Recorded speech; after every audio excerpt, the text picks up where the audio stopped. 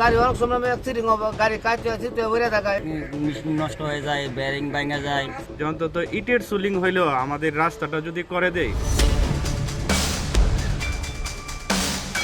নরসিংদীর রায়পুরা উপজেলার দুর্গম চরাঞ্চলের চরমধুয়া ইউনিয়নের সমীবাদ গ্রামটি দীর্ঘদিন ধরেই অবহেলিত। প্রায় ৫,০০০ মানুষের বসবাস এই গ্রামে। একটি সরকারি প্রাথমিক বিদ্যালয় ও একটি মাদ্রাসা থাকলেও যোগাযোগ ব্যবস্থার বেহাল দশায় চরম দুর্ভোগ পোহাতে হচ্ছে এলাকাবাসীকে।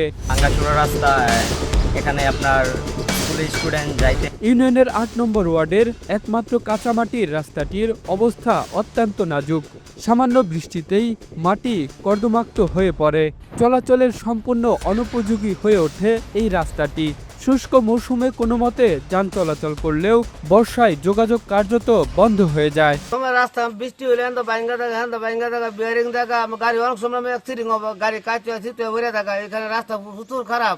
সুবিধা হচ্ছে আমাদের এইগুলা অনেক মেশিন নষ্ট হয়ে যায়, ব্যারিং ভাঙা যায়, জনগণ আসতে পারে না। ঠিক আছে, রাস্তা ভালো না, অনেক ভাঙ্গা জায়গা আছে, এগুলো তো চালাইতে অনেক সমস্যা হইতেছে। কি তো আমরা চাই যে অন্তত ইটের সুলিং হইলেও আমাদের রাস্তাটা যদি করে দেয়, তাহলে আমাদের যে শিক্ষার মানটা এটা অন্তত উন্নত হবে। কারণ এবার আমার এই স্কুল থেকে পঞ্চম শ্রেণী থেকে 34টা বাচ্চা যাবে হাই স্কুলে। তারা অনেকটা দূর হাইটা যাইতে হয়।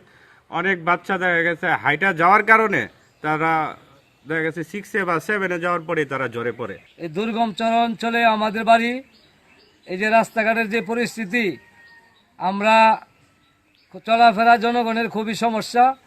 মাননীয় ইউনো মহোদয়ের কাছে আমরা আবেদন করছি, আমরা যেন এই রাস্তাটা আপনার সহযোগিতায় পাকা রাস্তা করতে পারি। এই দুর্যোগ থেকে মুক্তি পেতে ইউপি সদস্য সহ এলাকাবাসী দ্রুত রাস্তাটির সংস্কারের দাবি জানিয়েছেন সংশ্লিষ্ট কর্তৃপক্ষের কাছে। এ বিষয়ে চরমধুয়া ইউনিয়নের পরিষদের চেয়ারম্যান মোহাম্মদ আহসান শিকদার জানান, রাস্তাটির কিছু কিছু অংশে সংস্কার কাজ করা হয়েছে, তবে স্থায়ী সমাধানের জন্য সরকারি পর্যায়ে বড় ধরনের বরাদ্দ প্রয়োজন। চরমধুয়া ইউনিয়নটা ছোট্ট একটা ইউনিয়ন, তার মধ্যে সমীবাদের যে একটা রাস্তা, এটা এখনও কাঁচা রাস্তা আছে। অর্ধেক পর্যন্ত ইটের সোলিং করা হয়েছে। যদি আমরা একটা বড় বরাদ্দ পেতাম তাহলে পুরোটা করতে পারতাম। পাশাপাশি আমাদের বীর চরমধুয়া থেকে গাজীপুর পর্যন্ত আরেকটা রাস্তা, ওইটাও এখনও কাঁচা আছে। যদি ইউনো মহোদয়ের কাছে আবেদন বা সরকারের কাছে আবেদন, যদি আমাদের একটু বরাদ্দ বাড়া দেয়, তাহলে আমাদের 2-3টা কাঁচা রাস্তা আছে। এই 2টা কাঁচা রাস্তা ইটের সোলিং বা পাকা করলে আমাদের যোগাযোগের সম্পূর্ণ আওতায় চলে আসবে। এদিকে উপজেলা প্রশাসনের পক্ষ থেকেও দ্রুত উন্নয়ন কাজ শুরুর আশ্বাস দেওয়া হয়েছে।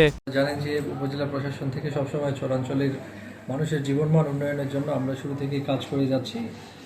ইতিমধ্যেই চরাঞ্চলের 6টি ইউনিয়নে কিন্তু আমরা সরকারের যে গ্রামীণ অবকাঠামো খাতে যে উন্নয়ন, সেই উন্নয়ন বরাদ্দ তাদেরকে উপজেলা ইউনিয়ন পরিষদগুলোতে পৌঁছে দেওয়া হয়েছে। ইউনিয়ন পরিষদের চেয়ারম্যানদের কাছ থেকে আমরা প্রকল্পের তালিকা নিচ্ছি। এছাড়াও স্পেশালি যেসব কাজ করা দরকার সেগুলো আমরা উপজেলা পরিষদের স্থানীয় তহবিল এবং সরকারের যে বার্ষিক উন্নয়ন কর্মসূচি আছে সেগুলোর আওতায় আমরা এই উন্নয়ন কর্মকাণ্ডগুলো আমরা দ্রুত শুরু করব। এখন এলাকাবাসীর একটাই প্রত্যাশা, দ্রুত কার্যকর উদ্যোগের মাধ্যমে রাস্তাটির স্থায়ী সংস্কার, যাতে বর্ষা মৌসুমে আর দুর্ভোগে পড়তে না হয় চরমধুয়ার সাধারণ মানুষকে। Kamrul Islam, Asian television.